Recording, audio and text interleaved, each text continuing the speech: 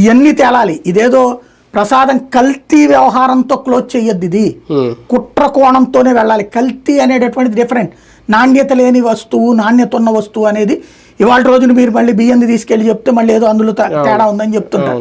ఇంకోటి చిరుధాన్యాలు అనేసి కొంటున్నారు అనుకోండి, దాంట్లో ఒకటికి బాగుంటుంది, ఒకటికి బాగోదు. ఆహారంలో నాణ్యత వేరు, కల్తీ వేరు. కల్తీ అనేటటువంటిది ఎప్పుడైనా ప్రమాదకరమే. కాబట్టి కల్తీకి సంబంధించిన ఇష్యూ వేరు, ఇది కుట్ర కోణం వేరు.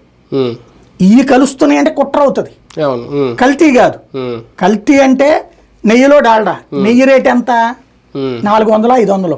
డాల్డా రేట్ 200, 300. కాబట్టి కలిపేది కల్తీ అంటాం. దాన్ని కల్తీ అంటంలో తప్పులేదు. ఇవి కలపడం, నేను చెప్పినట్టు ఇందాక ఈ రేట్లు ఎంత రేంజ్ లో ఉన్నాయి, అంత రేంజ్ లో ఉన్న ఇందులో కలపడం అంటే కుట్ర అవుతుంది కదా.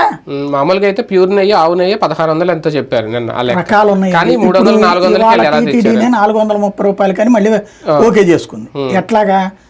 అదేంటంటే చేసే ఏరియాని బట్టి ఉంటది.